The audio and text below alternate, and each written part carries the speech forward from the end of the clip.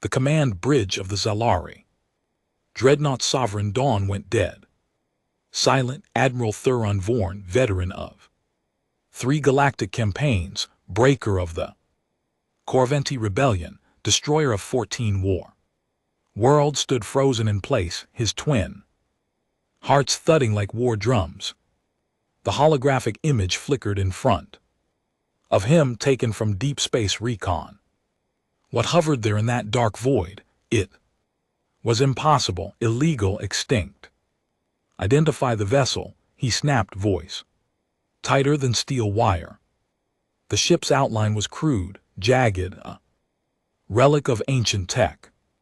No elegant curves like the Empire's vessel, no clean fusion signatures.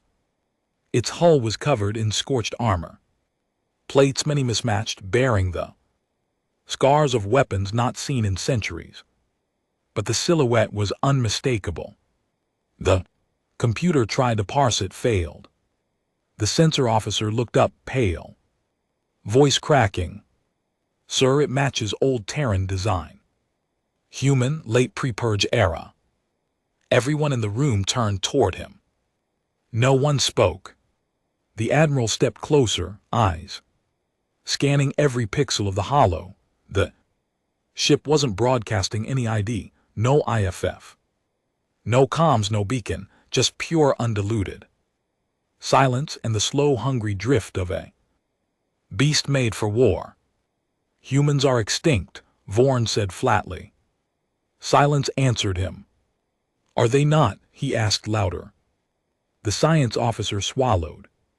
They were declared extinct 112 cycles ago. After the purge, there were no survivors, no colonies left unscorched.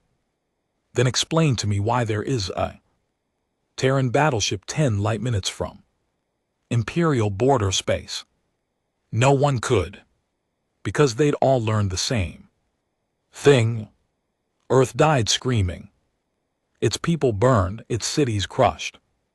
Its fleets annihilated. It was punishment, swift and absolute, for defying the Galactic Accord, for trying to go their own way.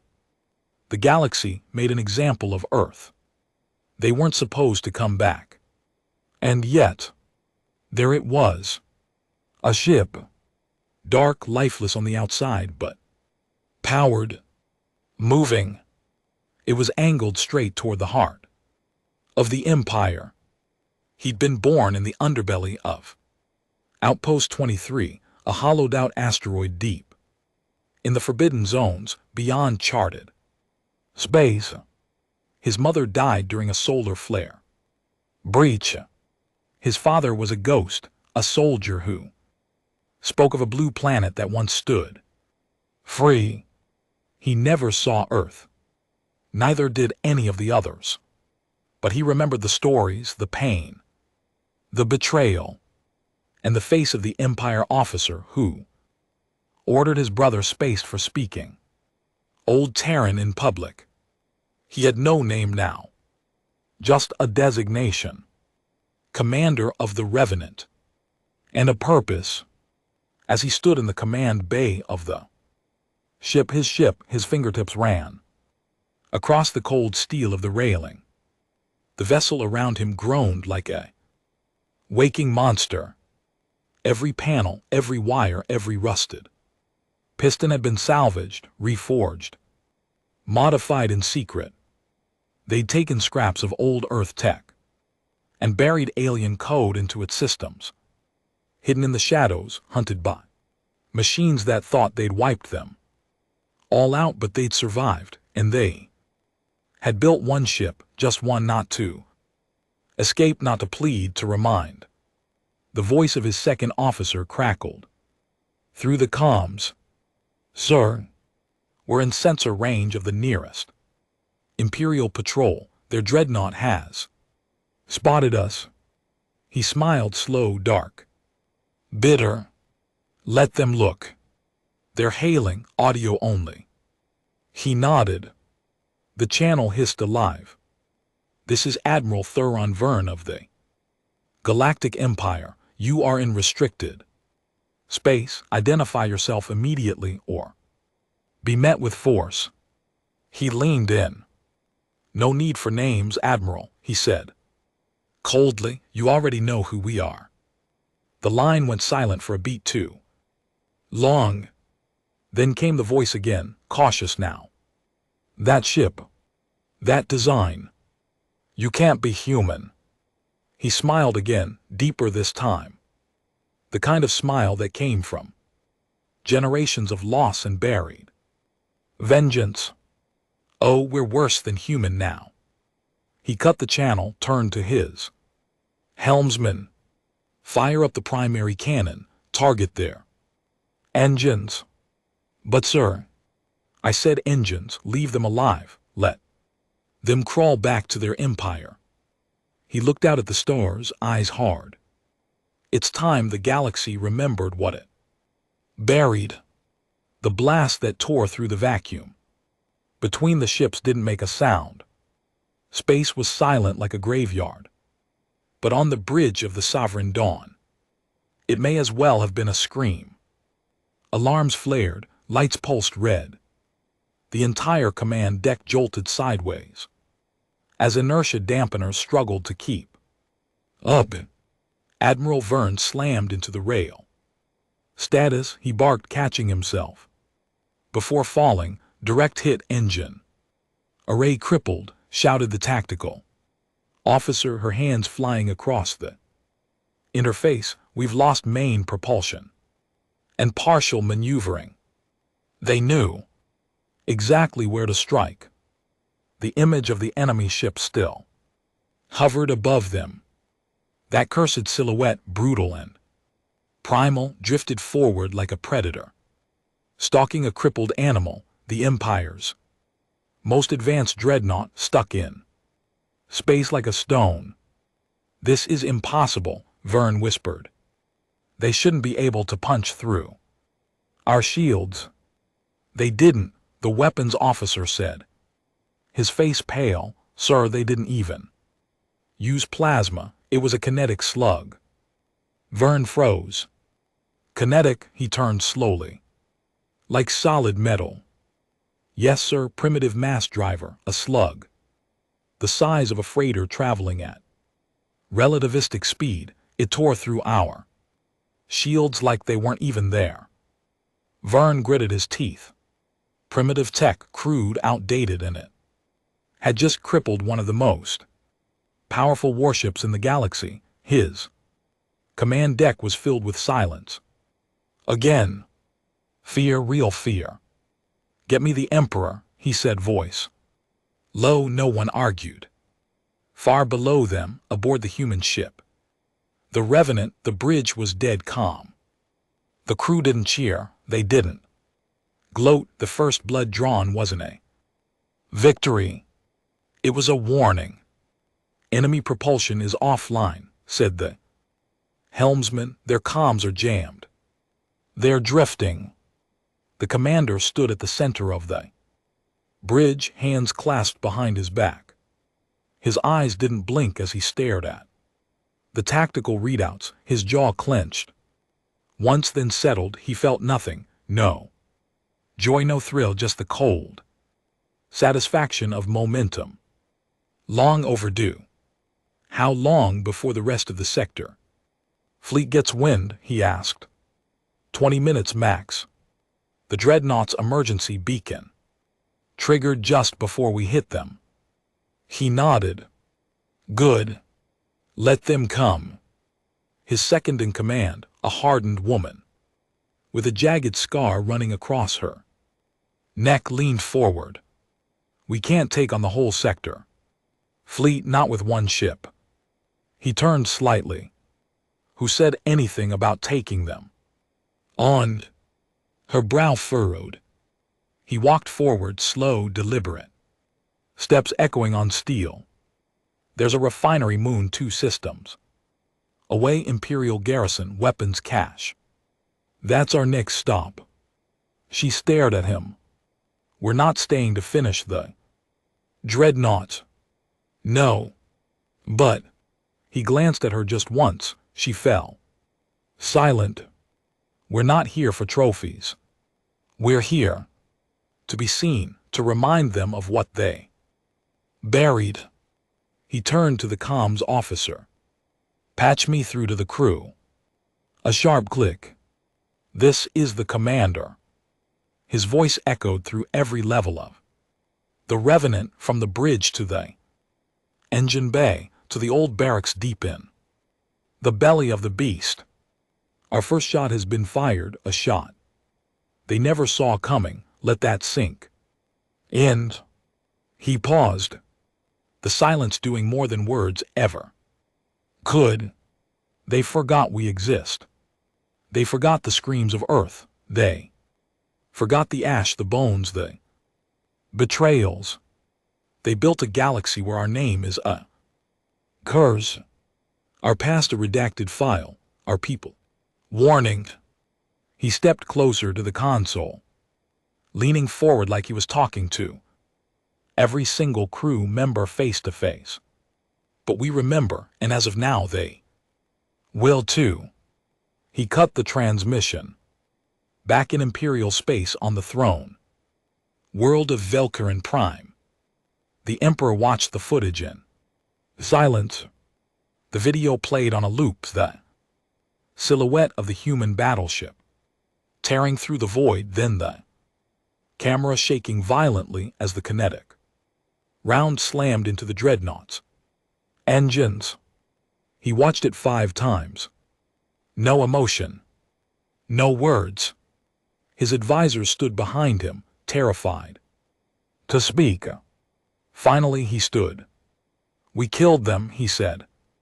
Yes, your radiance, one of the ministers said quickly. We cleansed their world, vaporized the archives, hunted their colonies. Their last fleet was destroyed over a century ago. The Emperor turned his eyes, cold, inhuman, toward him. Then what is that ship? No answer. I want a full report, every record. Dig into the forbidden archives. Declassify the purge logs if you must. I want to know how a Terran warship exists and who is commanding it. Yes, your radiance. He turned back to the screen. Reinforce the sector, seal the borders, and send the Inquisitors inside the Revenant, down below the bridge. In the gunnery bay, a man sat alone, wiping down a thick slab of steel. His name was Rick, though names didn't mean much anymore.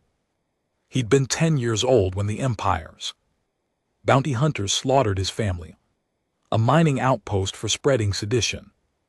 He watched his father die with a pickaxe in his hand, trying to protect them. Since then, Rick had never forgotten one thing.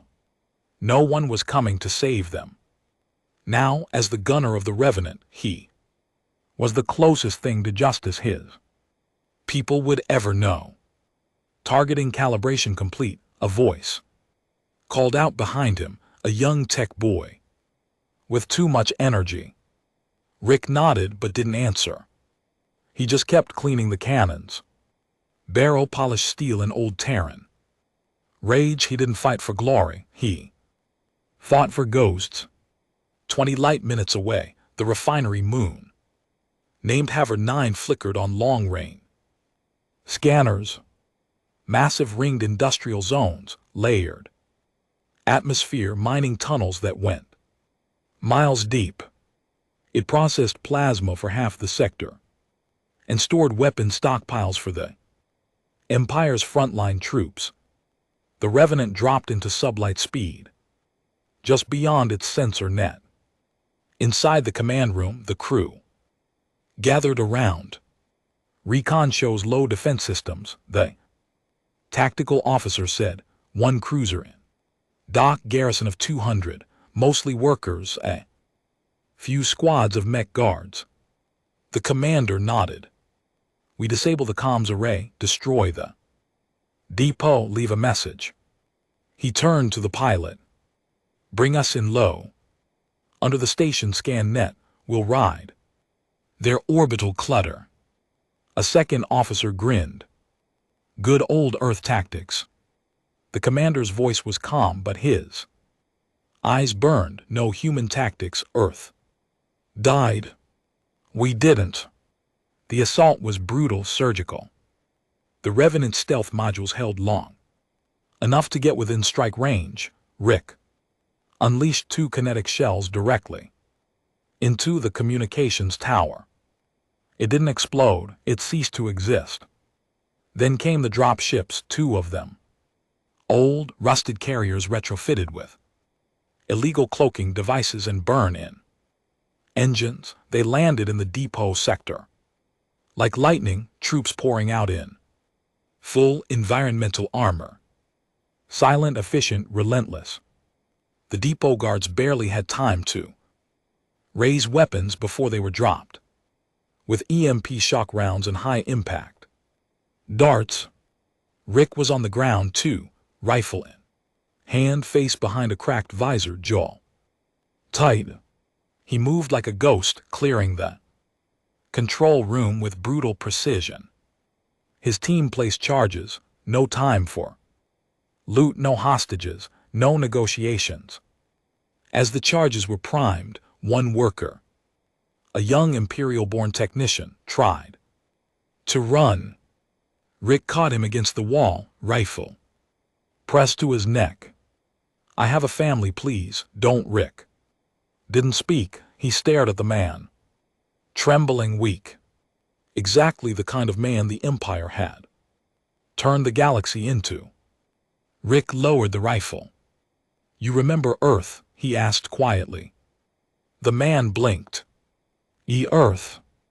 The planet the Empire erased from your history books. I don't. Rick raised his hand, not in anger but in finality. Then this is justice. He pulled the trigger. The Revenant rose from Havernine's orbit in a trail of black smoke and shattered metal. The depot detonated behind it in a chain reaction that could be seen from the moon's surface, a flaming crater where Imperial pride once stood. On the bridge, the crew watched in silence. The commander didn't speak. He just stared at the screen as the explosion widened. That's 2 hits, the second in command said softly. 2 clean blows. The sector fleet will be hunting us now. Let them, he said. Every ship they send, every system they tighten, every broadcast they release, it all leads to one truth. What truth? He turned slowly to face her. That humans are back. And we're not hiding anymore. The story of the attack spread faster than Imperial censors could contain it. Pirate channels, fringe broadcasts, smuggler relays, a single name began to echo across the outer systems. The Revenant, the ship that shouldn't exist. The humans who weren't dead, the fire that refused to go out. And on Velcorin Prime, the Emperor stood before a dark vault in the palace. Archives. A forbidden wing, sealed since the days of the Purge. 2 Inquisitors stood behind him, tall, pale, their eyes glowing. Break it open, he said coldly. They obeyed. Behind the vault doors were ancient files, images, audio logs, reports stamped with the Terran Resistance insignia. The Emperor stepped forward. There in the shadows of the past, a single file sat untouched, its label scorched. Project Ghost Sun. He opened it, and his eyes widened for the first time in over 100 years. The hollow screen flickered in the dim glow of the forbidden archive. Dust swirled in the air, lit by the blue flicker of a century-old file. Project Ghost Sun. The Emperor's eyes, long devoid of warmth or fear, flicked back and forth as the file opened piece by piece. No one spoke, not the Inquisitors behind him, not the trembling Minister of Record standing off to the side, his lips dry and cracked from the recycled air. It began with an image. A child barely 9 strapped into a reinforced chamber, surrounded by machinery that looked ancient and brutal, not alien. Terran. Lines of code scrolled beside the image. Genetic variants, high cognitive score. Maxed emotional suppression in progress. Kill conditioning, 84% completion. The Emperor said nothing but something. Behind his eyes shifted, the minister licked his lips. This was one of the final Terran Black Ops programs before the purge. The Emperor's voice was a low whisper. How many units survived? The minister looked down. None that we know of. We believe the facilities were destroyed. The program collapsed during the orbital sieges. The holo kept playing. It showed children starved, shaved, emotionless, marching in silence. Not a single smile. No play, only drills, guns, commands. Barked in a harsh guttural tongue. Train them like predators, break their bonds. Break their gods, leave nothing human. But the body, that was the motto. At the end of the feed was one face, older now sharper. Jaw burned into memory, the commander of the Revenant. Impossible, the Emperor whispered. The screen read, Subject 9A, code name. Revenant, status MIA after facility collapse. Presumed dead. The Inquisitor leaned forward. He didn't die. No, the Emperor murmured, he became exactly what we feared he would. He turned sharply, activate high alert. Assign full sector fleets to interdiction, no more warnings, no more messages. If you see the Revenant, you destroy it. Deep in the Revenant's lower decks, a young man named Torrance sat alone in the engineering crawl space, welding coolant pipe shut with a handheld arc torch. Sparks hissed. The ship groaned around him. He hated the quiet. It reminded him of the mines he grew up in, deep inside an abandoned asteroid field, hiding from Imperial scanners, surviving off engine grease and stale protein slabs. His mother died from plasma long before he turned 12. He hadn't cried. There was no time for crying when survival was measured in air filters and reactor leaks. Now he kept the Revenant breathing, not because he believed in some noble cause, but because it was all he had left. The pipe sealed. He leaned back, wiping sweat and metal dust from his face. His hair was shaved down to a ragged buzz. His eyes hollow. He'd never seen Earth, only fragments. Songs sung in dark corridors, stories whispered about blue skies and green trees. But none of it felt real. Not like the hum of the reactors, the cold steel under his fingers. Someone crawled into the bay behind him. Water's rationed, said a voice low. Sharp female. It was Nira, one of the ship's internal security leads. Her face was hard, lined with old burn scars. She didn't smile often. Torrin didn't answer. Just took another sip anyway. She crouched beside him. Fleet's moving. He raised an eyebrow. They're pests, she continued. We tapped an old recon signal, 20 ships. Heavy class, they're sweeping the trade. Roots hammer formation. He nodded. Commander knows. He knew before they even moved. Bastard never sleeps. Torvin smirked faintly. It faded fast. You think we can win? He asked. She leaned back, looking up through a small viewport showing nothing but stars and black. Doesn't matter, she said. They made us into ghosts. Now they have to remember. What ghosts can do. Back on Velcurin Prime at the military Command Citadel, a new figure entered. The War Room. She was tall, lean, her face was sharp. Like a blade, hair cut short, armor. Black with red insignia. Admiral Tal Dravik. The room fell silent. Not because of her rank, but because of her history. She had fought in the last purge 70 years ago. She was the last surviving Imperial officer to have stood ground during the final battle above Mars when the Terran resistance made their final stand and were bombarded into extinction. Except now they weren't extinct, were they? The supreme tactician stepped forward, bowing slightly. Admiral Dravik, the Emperor has reinstated your field commission. You're to lead the response fleet and eliminate the Revenant. Dravik studied the tactical projections. The last known movement of the Terran.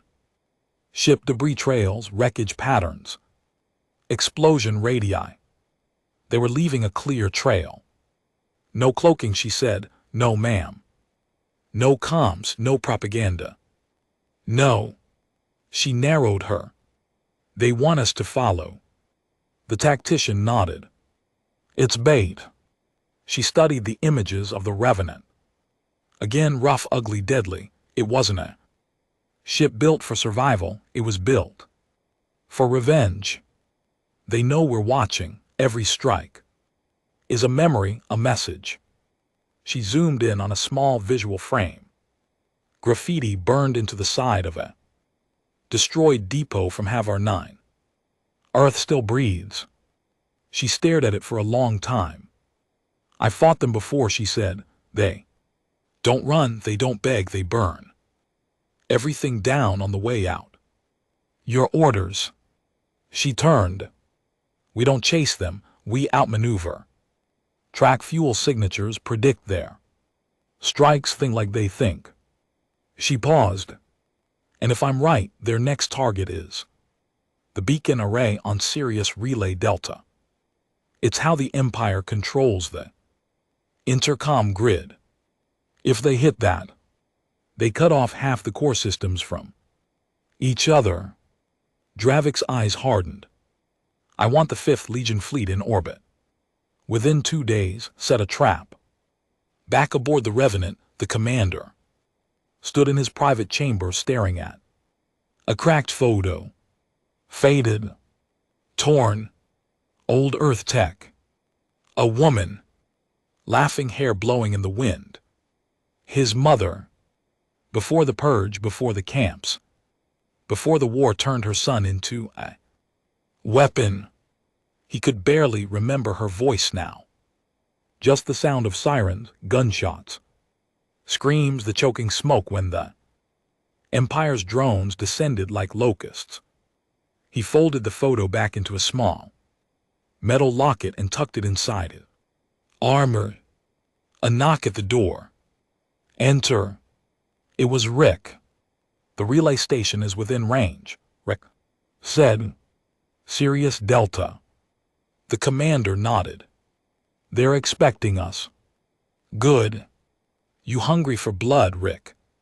The older man didn't smile. I'm hungry for history. The commander walked over to the console, pulled up the station. Schematics.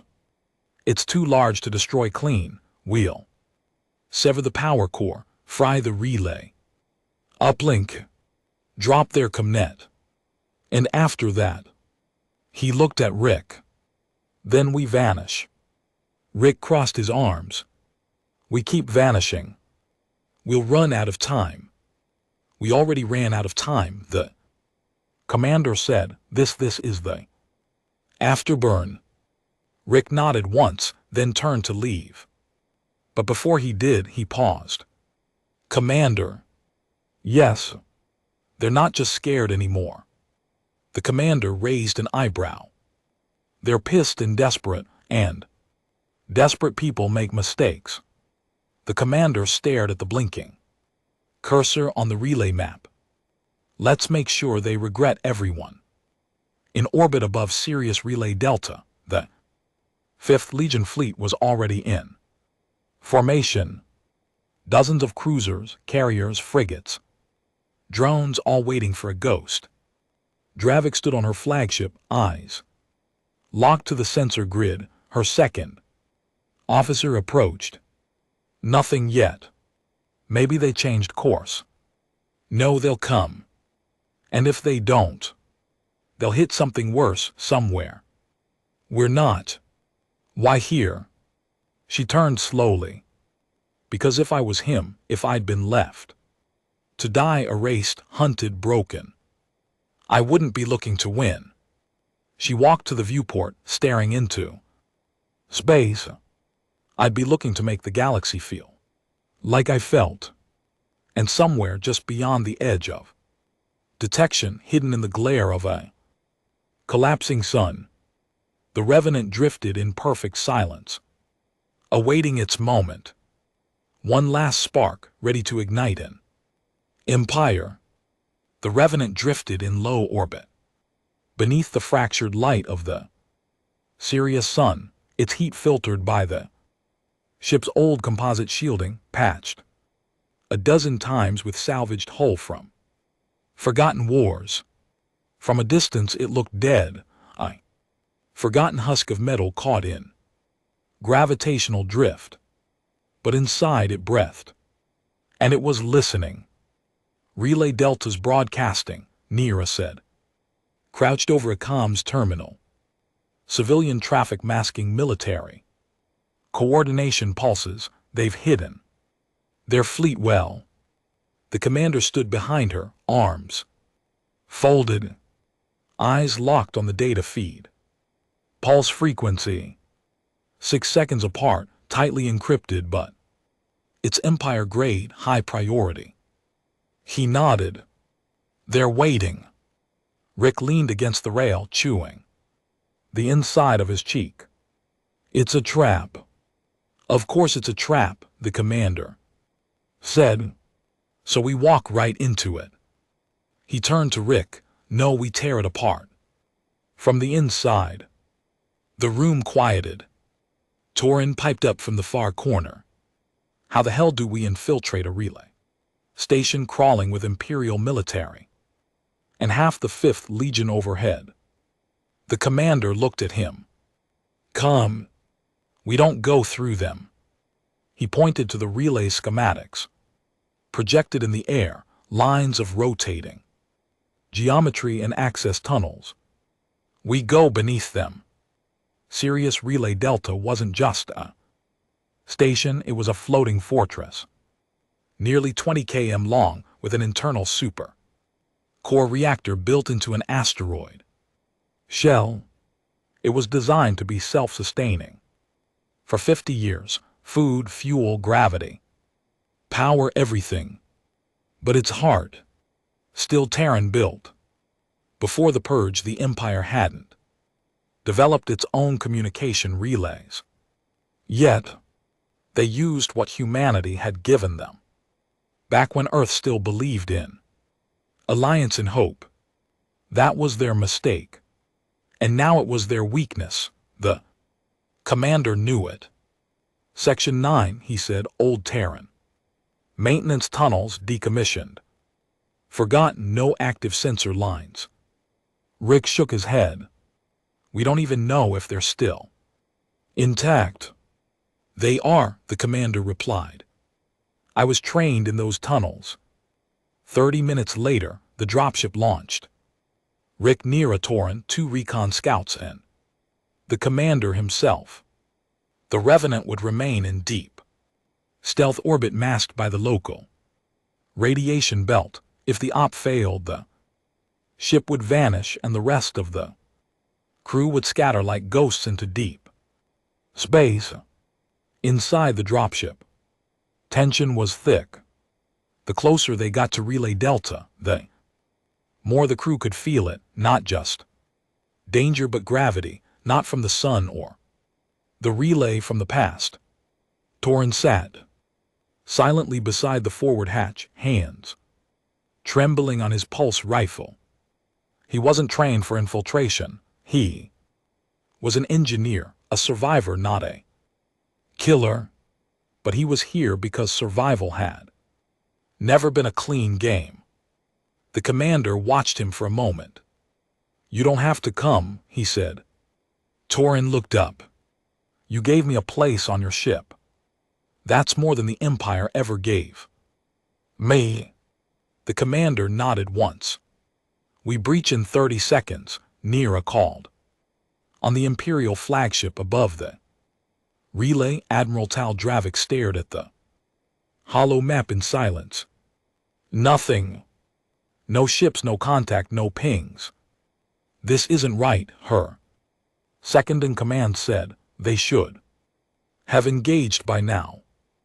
They're not coming through the front," she said. She turned towards the projection of the station interior, pulled up the old Terran schematics.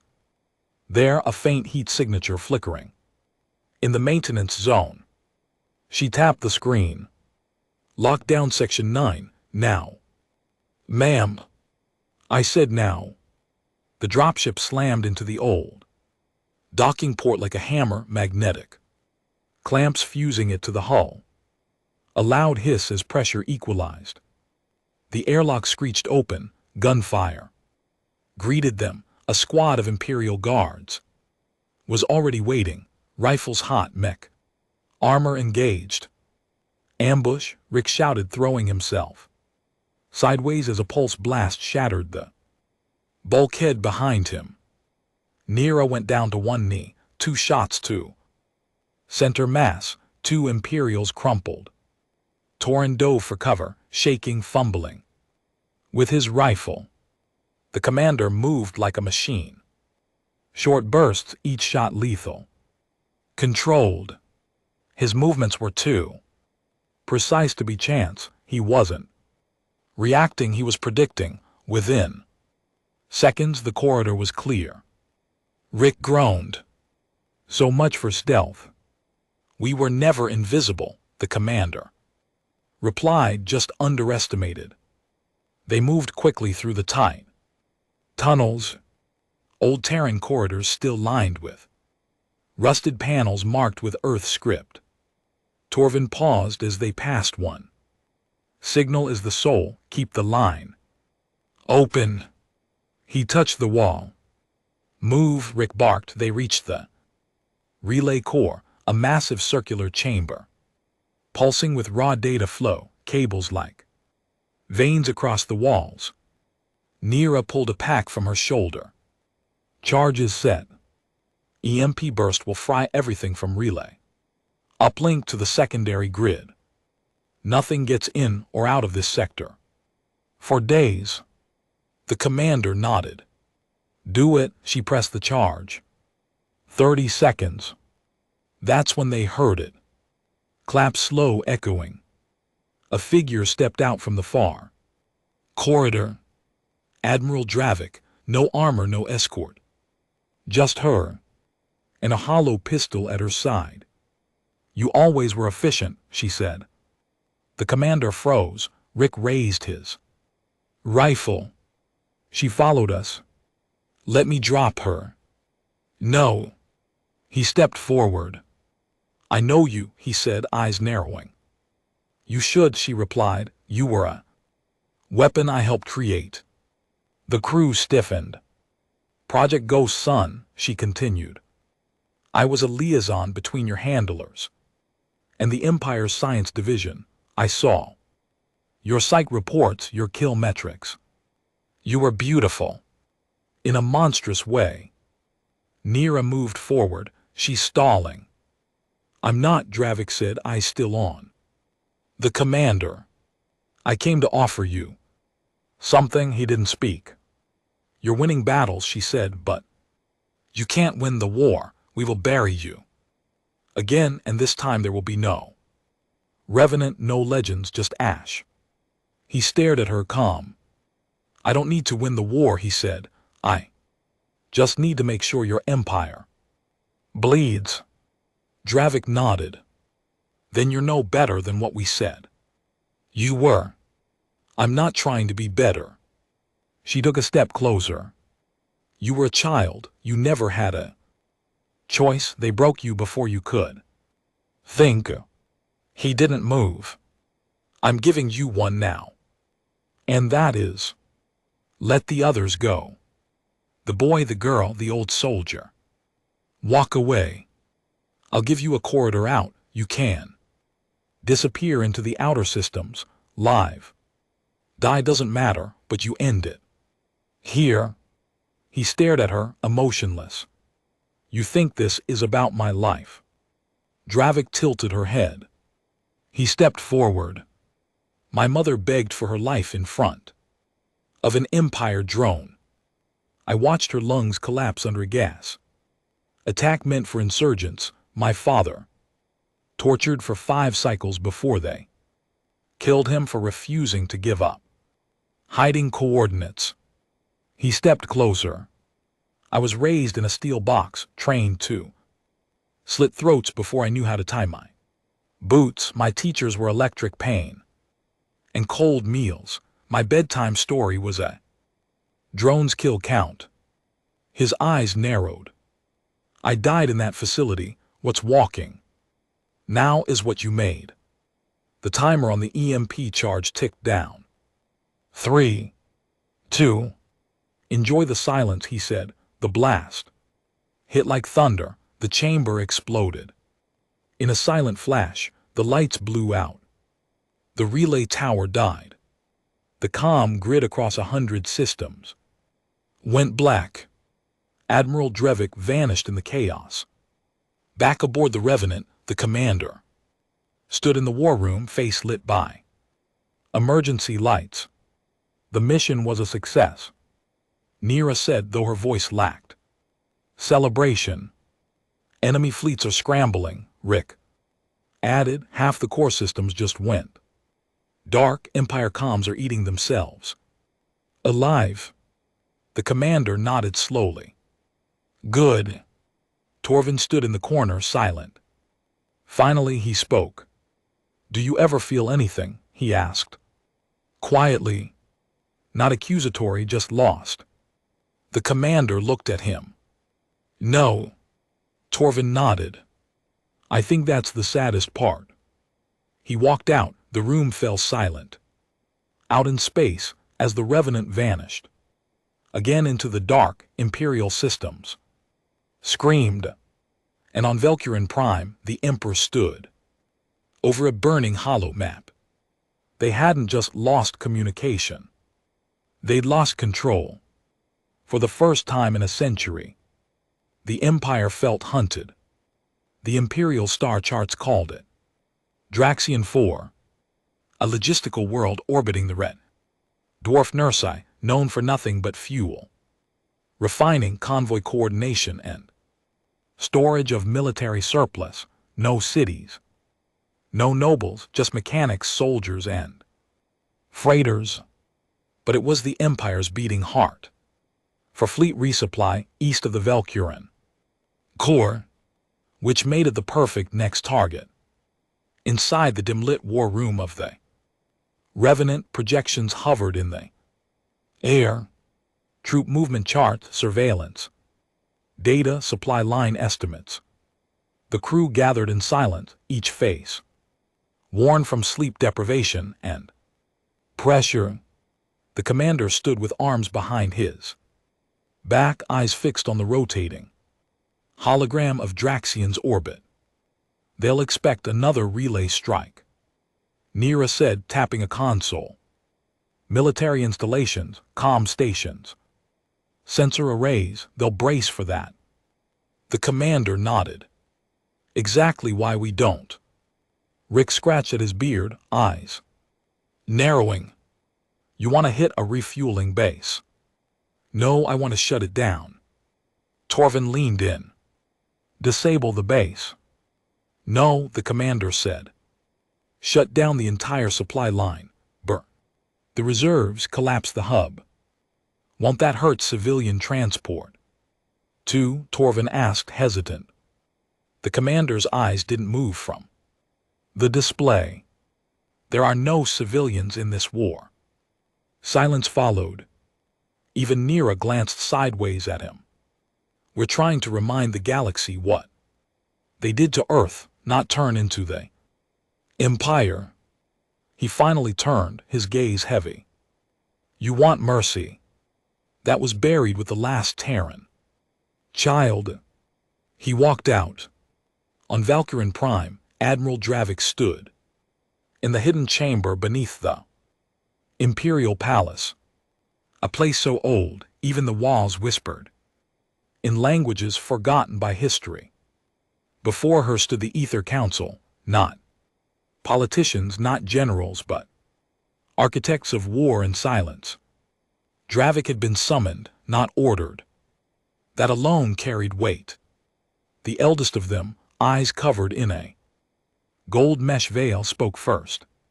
You let him live. Dravik didn't flinch. Killing him in that moment would have turned him into a martyr. He's more useful alive for now. Another voice, older and harsher, echoed through the chamber. You played with fire, it's spreading. She stepped forward. Then give me the weapon that was promised, the fail-safe. The council looked at one another. Finally, the gold-veiled speaker gestured. A panel hissed open. Inside, cryoglass, thick wiring, a breathing hiss, and inside the pod a figure, scarred, pale, muscles tensed, even sleep, and eyes glowing faint red behind closed lids. Subject 5B, codename Hades. Another ghost son, she whispered. The council nodded. Born from the same facility as the Revenant, older, stronger, genetically unstable. Why wasn't he used before? Too violent. No loyalty. She smiled coldly.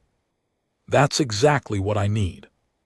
Back on the Revenant, Niera found the commander alone in the weapons control chamber. You keep pushing them, she said quietly. He didn't answer. They're loyal, but scared. They've seen what happens when anger becomes the mission. He leaned against the rail. Fear keeps them sharp. It also breaks them. He turned to her. I wasn't born to lead. I was trained to kill. What we're doing now, this is mercy compared to what they taught me. She stared at him for a long moment. Do you even know how to stop? His jaw tensed. I don't think any of us do. In the outer colonies, things were changing. Rumors spread like wildfire. A human ship that couldn't die, a tearing ghost flying through the dark, striking where the Empire felt safest. Some said it was vengeance. Others said it was justice, and some. The desperate began to rise. On Karna outpost, a freighter captain named Baz hijacked an Empire ore convoy and broadcast a message in Old Terran dialect. We remember Earth. We remember the lies. Revenant, if you hear this, you're not alone. On Deltavir, an entire platoon of Imperial conscripts laid down their weapons and disappeared into the tundra. The rebellion was still a whisper, but it was growing, and every whisper said the same thing. Humanity never died, it was waiting. In Draxian orbit, the Revenant moved beneath the gravity well, skimming the atmosphere's edge, using ion clouds to mask its signature. Inside the ship, tension was boiling. Torvin stood in the lower galley with Rick, voice low. He's slipping. Rick didn't respond. Torvin pushed harder. We're becoming what we hate, the last mission. Now this. Fuel depots. Civilians. Rick looked up. You think Earth burned because we were too cruel? No, Earth burned because we believed the Empire cared about rules. That doesn't mean we stop caring. Rick stared at him. You want to survive, then understand. The commander isn't leading us. Down a path, he is the path. Meanwhile, the commander stood in his private quarters, eyes fixed on a red, blinking light. A message scrambled and encoded. It was from Karna Outpost, a freighter captain claiming to be a survivor of the Terran trade colonies, asking to join. Offering intel, it could be bait, it could be hope. He tapped the console, encrypting a return path. We strike Draxion, then we make contact. Behind his eyes, a flicker of doubt. Small, distant but real. Admiral Dravik stood aboard her new command ship, the Imperious Black. Beside her, the cryopod of Subject 5B was thawing. The glass fogged, alarms pulsed, a hiss. As seals unlocked, he rose like death-given flesh, no words, just red eyes. Her voice was steady. You were built to kill ghosts. He cracked his knuckles, eyes burning into hers. Then point me at the graveyard. On Draxion, the strike came at dawn. The Revenant pierced the atmosphere like a black spear, dropping pods through refinery skylines and storage platforms. No warnings, no mercy. Rick led the assault on the West Depot, cutting through fuel lines and defense turrets like a reaper. Torrin stayed aboard, monitoring reactor balance, hands shaking as civilian ships tried to flee below. I don't see soldiers, he whispered into the comm. I see people. The commander's voice cut through. Cold. We're not here for names, we're here for scars. Burn it. Torrin hesitated, then flipped the breaker. Fuel cores ruptured. Draxion lit up like a funeral pyre. Back on the Revenant, the crew didn't cheer, they didn't speak, they simply drifted back into the void, engines low. Lights dimmed, shadows crawling, and in the war room the commander stood alone, staring at his reflection in the cracked metal of the console. Not a leader, not a soldier, just a ghost, trying to make the galaxy remember why it feared the dark. The hangar on Karna Outpost smelled like scorched rust and iron grease. Freight holes lined the walls, held together with scrap and spite. Makeshift guards in repainted armor stood nervous as the Revenant's dropship hissed into place. When the ramp lowered and the commander stepped out in full gear, cloak draped, rifle across his back, everyone froze. They didn't expect a myth to walk, a man built like a storm. Cold eyes, no medals, no speech, just presence. Captain Baz, the ex-Imperial who sent the message, swallowed hard and stepped forward. Commander, welcome. He didn't answer.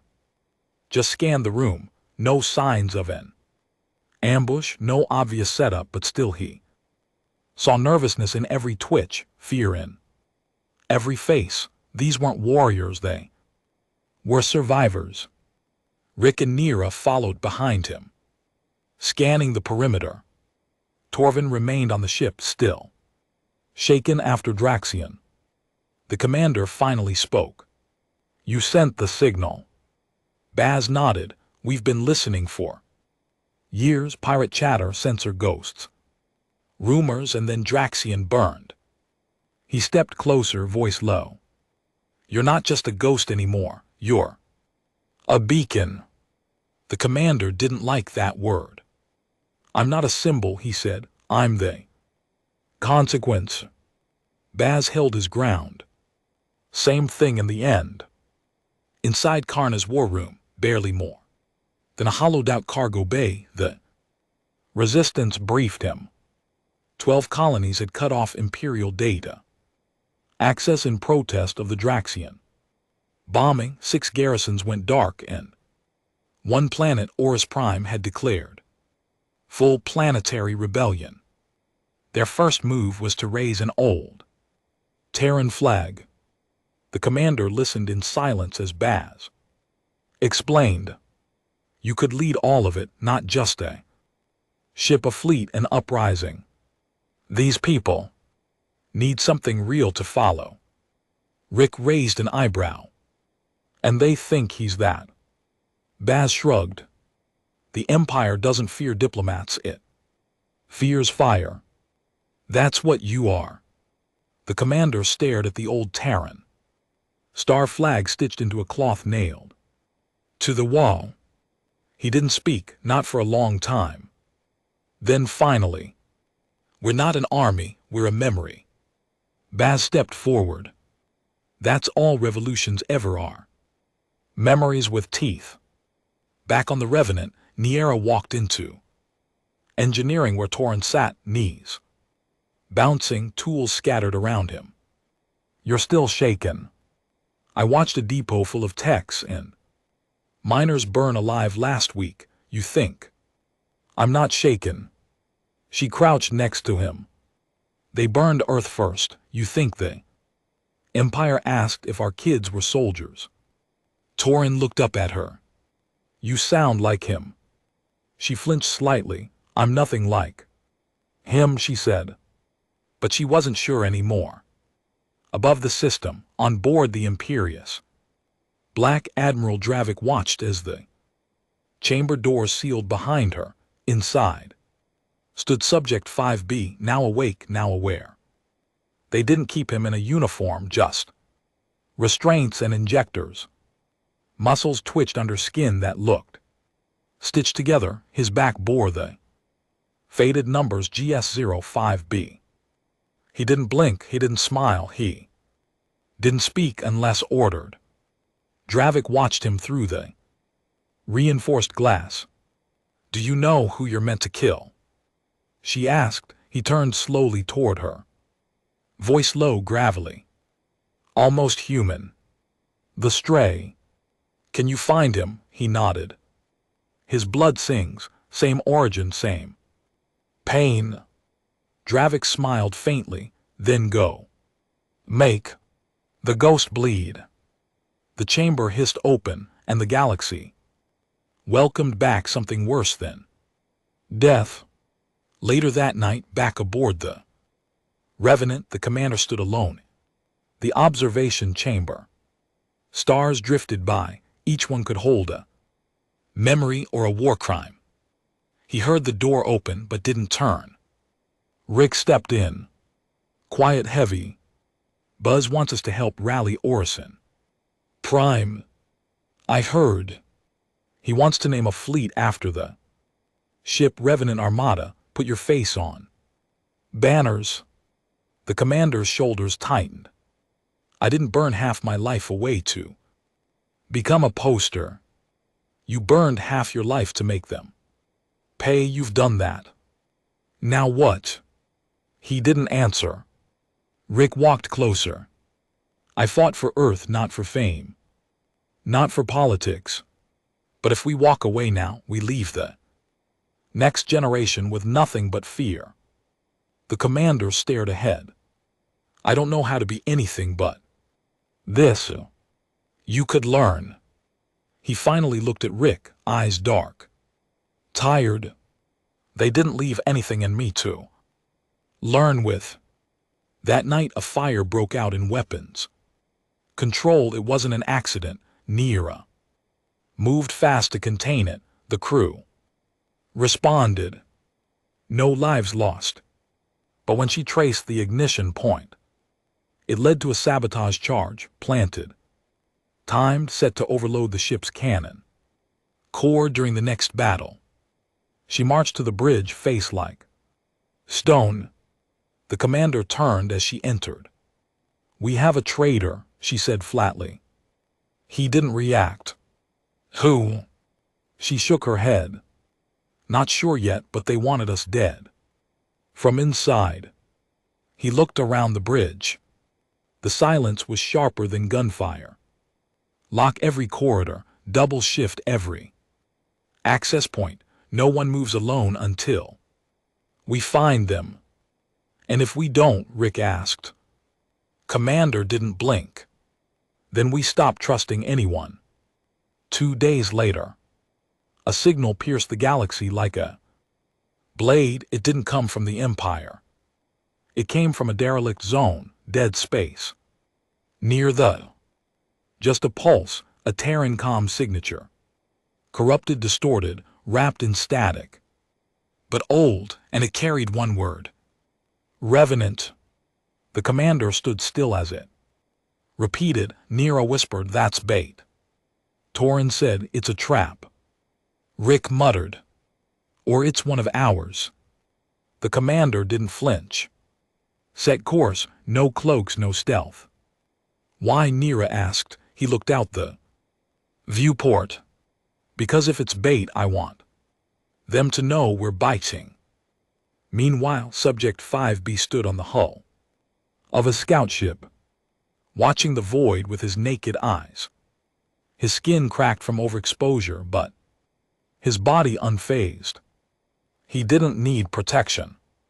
He didn't need a ship. He was bred to find one man. He didn't need scanners. He felt the commander's pulse. There. Blood was too close, too identical. One. The failed prototype, one the perfected. Execution, and like a predator watching prey. He smiled. The Revenant dropped into the Muralith. Expanse at 300 ship time. Silent wreckage floated ahead, old Empire ships broken and drifting, the aftermath of a forgotten battle. Rick adjusted the scanners. We're getting echoes. Nira frowned, visual. The hollow lit up. Something floated just beyond the drift. A body tethered to a broken hull, not dead, not breathing either, just waiting. Get us out of here, Torrin said quickly. But it was too late. A pulse erupted. From the body, massive, blinding, raw. Every screen on the Revenant went white. Then boom, impact, shields crashed. Lights died, backup systems kicked in. Alarms blared, and the commander whispered, "He found us." The Revenant spun in low rotation, damaged and drifting through the Muralith expanse. Its hull bleeding light and vapor trails. The trap had been triggered, and now they were exposed, vulnerable. But worse than the trap was what came after. Nira sprinted through the corridor toward the breach, warning. Turn. Boots pounded against the deck plating. Emergency lights flashing red along the walls. She turned the corner just as Section B12 erupted in sparks. She saw him for the first time. Subject 5B. He stood in the middle of the fire, unbothered by flames, smoke, or pain. No armor, just torn tactical cloth and skin that looked surgically grown. His eyes were feral red, glowing in the dark like a beast's.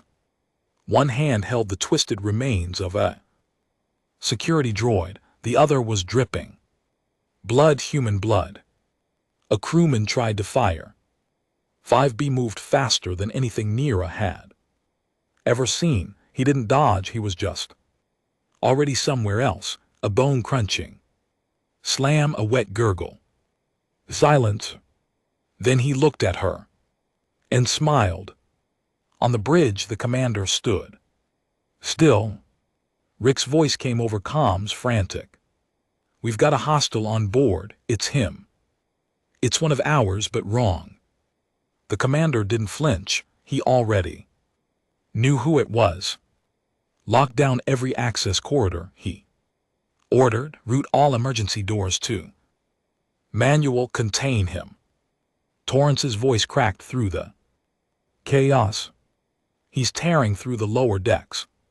Like he knows the layout. Like he's been here." The commander's voice was ice. "He has." Down on deck 3, Nira dragged the injured crewman into a side corridor. Heart hammering. She'd seen combat. She'd fought Empire shock troopers and black site mercs. But this This was different. This was a ghost out of their own past. She hit her comm. Target is moving with full knowledge of the ship. He bypassed our security doors. Without hacking, he's using old Ghost Sun protocols. The reply came flat and calm. Fall back to the command corridor, the commander said. I'll deal with him. Subject 5B walked the halls of the Revenant like it belonged to him. Every bulkhead, every turn, every alcove, he knew it by instinct because he was bred in the same hell as the commander. But where the commander had escaped, the system fought to remember what it meant to be human. 5B had become what the system wanted. Perfect, obedient, monstrous. The bridge lights flickered then. Everything went dark. Backup systems rerouted emergency power. The commander turned to Torvin. Reroute all battery to corridor B. Keep the rest dark. You going down there? He nodded once. Rick stepped in. You shouldn't face him alone. I'm not facing a man, the commander replied. I'm facing the version of me that never got out. The hall to B level was quiet. Too quiet. No alarms now, just the soft hum of the reactor echoing through steel. The commander moved slow. Deliberate. Pulse rifle in one hand, combat blade on his back, his eyes adjusted to the low light like a predator in the dark. Then a whisper. Still slow. He turned. Nothing. Another voice closer. They told me you died in the collapse. I told them you didn't. Why? The commander asked into the dark. Because I could still feel you. The shadows shifted. And 5B stepped out, barefooted, blood smeared across his neck like war paint. You survived, 5B said. You escaped the cage, and instead of finishing what we were built for, you chose to play captain. The commander raised his rifle. I chose to fight for something other than obedience. 5B grinned. Obedience, no. We were made to break things, to destroy. You think your little rebellion matters. You think wearing a jacket and giving orders makes you better. The commander's grip tightened. You're not a leader, 5B continued. You're just a ghost with a louder scream. He lunged. The first blow shattered the bulkhead behind the commander. He barely dodged it, rolling back, firing 3 shots. One grazed 5B's side, but he didn't even flinch. Pain meant nothing. The two clashed in the narrow corridor. Brutal and primal. Fist against steel, blade against bone. 5B caught the commander's arm and drove him into the wall hard enough to dent the panel. You've gone soft, he snarled.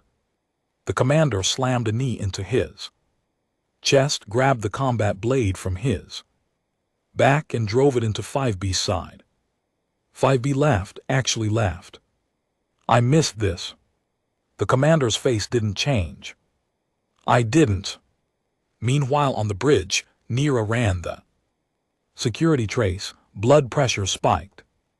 The fight was isolated, but the ship couldn't take much more damage.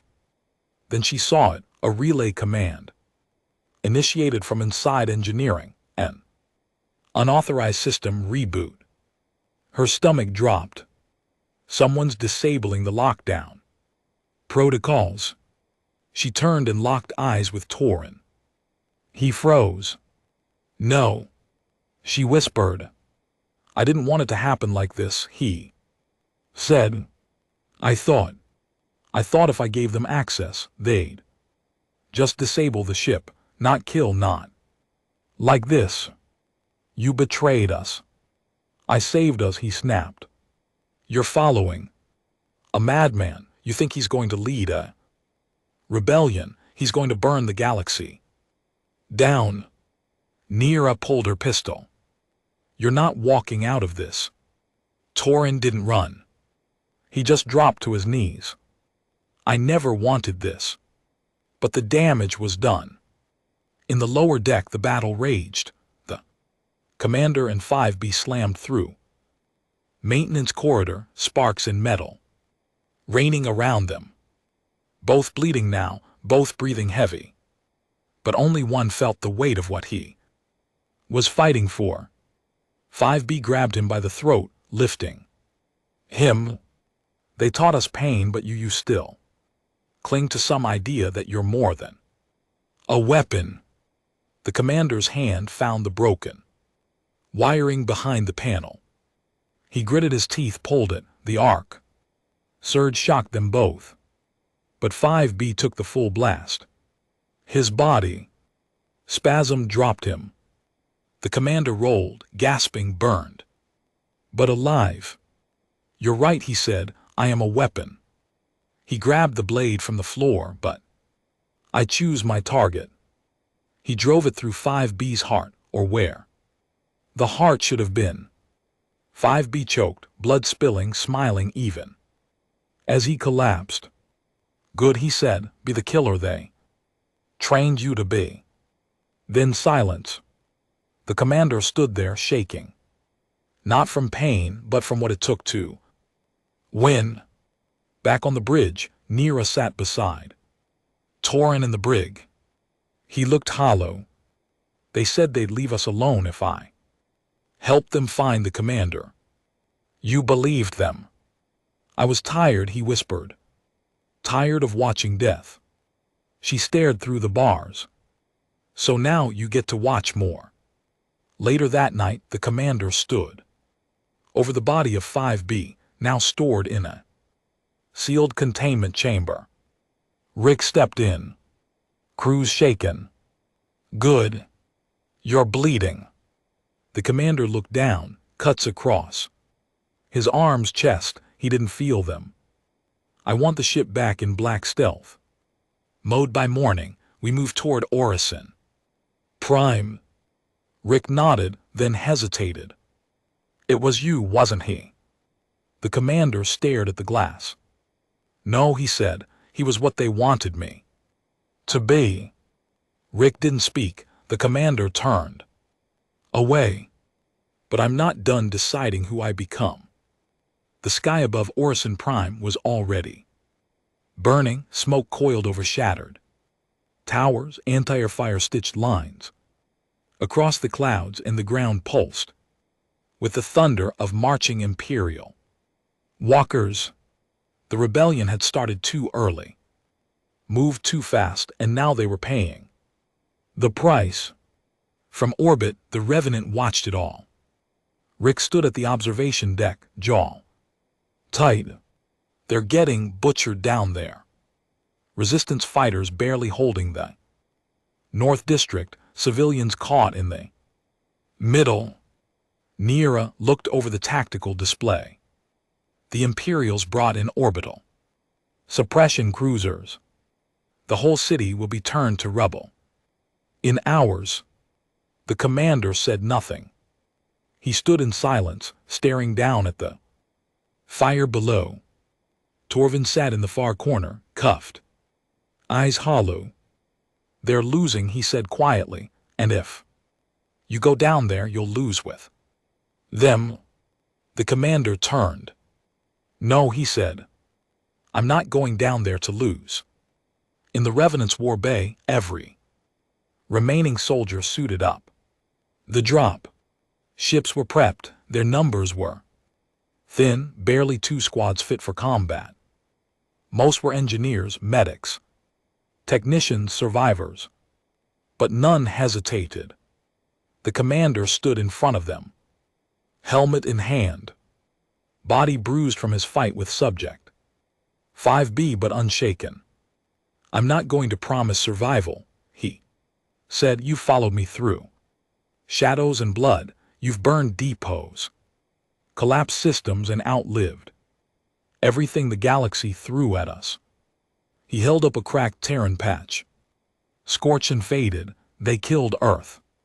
But they didn't kill what Earth stood for. He looked every one of them in the eyes. We don't go down there to save a city. We go down there to prove they never finished the job. Neera stepped beside him. We go to remind them that humanity doesn't kneel, it remembers. The hangar roared to life. Oris Prime. North District, the resistance was collapsing. Imperial walkers stomped through burning streets. Drones swept alleys with thermal scans. Civilians were herded like cattle into open squares. The planet's surface had become a graveyard in motion. Captain Bowes clutched a bleeding wound, ducked behind the wreckage of a ground transport. His squad was down to 5. The comms were dead. He was already whispering a prayer when the sky tore open. Dropships screamed down from the clouds, fast, low, weaving through flak fire like shadows. The lead ship bore the mark, not of a planet, not of a fleet, of a ghost. Bowes blinked, then started laughing. Broken, wild laughter. "It's him," he muttered. "It's the Revenant." The dropship landed hard. Ramps blasting open. The commander hit the ground running, rifle raised. Neera at his side. Rex's boots shook the pavement behind them. The street exploded as an Imperial drone turned to engage, but the commander was faster. He dropped to one knee, fired once. Headshot sparks flew. The drone collapsed all around them. The battlefield shifted. Resistance fighters who had been ready to die now surged forward, screaming war cries. The ghost had come. Hope had arrived. Admiral Dravik watched the feed from orbit, her face carved in stone. "He's alive," her comms officer said. "I know," she said, and leading them. She stared out the viewport. "Deploy orbital strike in 5 minutes. Level the district." "Ma'am, our forces are still engaged." "I said level it." She turned away from the screen. "If they want to follow a ghost, let them die like one." Back on the ground, the Revenant crew carved a path toward the civilian prison square. Rex dropped a mech soldier with a shoulder-fired slug round. Neera cut power to the defense grid. Boz rejoined them with the last of his squad, wide-eyed. "We're getting slaughtered out here." "Not anymore," the commander said. He pointed to the guard tower. "Cut the feed. We jammed their sensor net." "I can climb it," Boz said. "You're wounded." "I don't care." The commander looked at him and for once nodded. Boz smiled, teeth bloody, and sprinted into the fire. The orbital strike came without warning. A line of fire slashed through the sky. The Revenant, still in low orbit, took the brunt, automated defenses engaging just in time. Plasma shields held barely, but power began dropping fast. Torvin, still in cuffs, looked up from the bridge as the alarm screamed. "I can stabilize the reactor," he said to the deck officer, "but I need to be unshackled." The officer stared at him. "Please," Torvin said, "I won't fix my betrayal, but I can make sure the ship doesn't fall." The officer hesitated, then released the lock. On the ground, the commander's comms buzzed. "Strike coming," the voice crackled. "Target your district." He looked up. The sky was glowing red. He tapped his comm. "Torvin, give me something." Back on the Revenant, Torvin's hands flew across the controls, sweat pouring down his face. "I can't stop the beam, but I can redirect it." "To where?" Torvin looked at the ship's positioning data, then his own face hardened. "The Imperial cruiser feeding it." "Are you sure?" No, he said, but you taught me. Something. What? Sometimes fire is all that's left. The commander turned to Nira. Get the civilians out of the square. What about you? He looked up again at the fire falling. From the heavens. I'll make sure it doesn't land. He took off toward the city's central relay station, the only structure with a signal tower strong enough to override the targeting system. Buzz's voice came over the comm. I'm at the tower, but I need you to make the call. The commander climbed the final steps, blood in his mouth, lungs burning. Patch me through. Buzz linked the comms. The commander looked out over the ruined city, then whispered, "Let it end here." In orbit, the Revenant's cannons rotated. Target Imperial cruiser, Vengeance. Glass. Torvin hit the final sequence. On the surface, the beam began to fall. And at the last moment it twisted. The cruiser never had time to react. It was designed to dish out pain, not take it. The strike hit its engine core. The explosion lit up the night like a second sun. Dravik's fleet shattered in the sky. Silence. Then, cheers on the ground in the streets. In the rubble across the radios. Everywhere the civilians were free. The rebels were standing, and the sky, for the first time in years, belonged to no one. Hours later, on the steps of the Oris Prime Capitol building, the commander stood before the largest gathering he'd ever seen. Fighters, survivors, children holding scraps of flags older than they were. He didn't want to speak, but he did.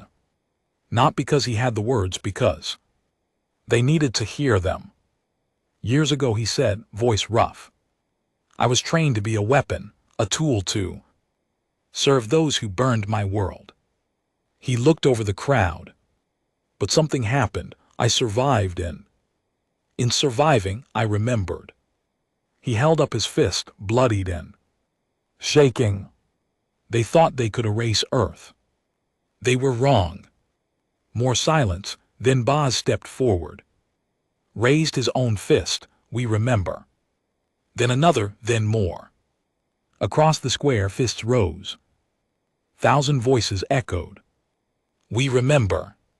Back aboard the Revenant, Torvin sat in engineering, breathing heavy. Nira walked in, dropped a ration bar next to him. You did good, she said. He didn't look at her. I'm not proud of what I did. Then don't be, but be better now. She walked away. And for the first time in weeks, Torvin let himself cry, in deep orbit. Away from the celebration, the commander stood in the observation deck. Alone. Rick joined him. You're a legend now, Rick said. I never wanted that. Doesn't matter, you've got a fleet. Forming systems rising, the ghost became the fire. The commander looked at his own reflection in the glass. I'm not a symbol.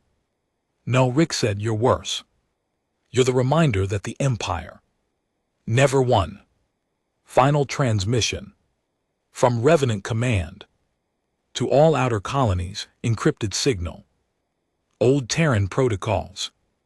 This is not over. The Empire still stands, but it's bleeding, and it knows. Now we never left. We never forgot, and we will never. Kneel, we are the broken, we are the buried, we are the return. We remember.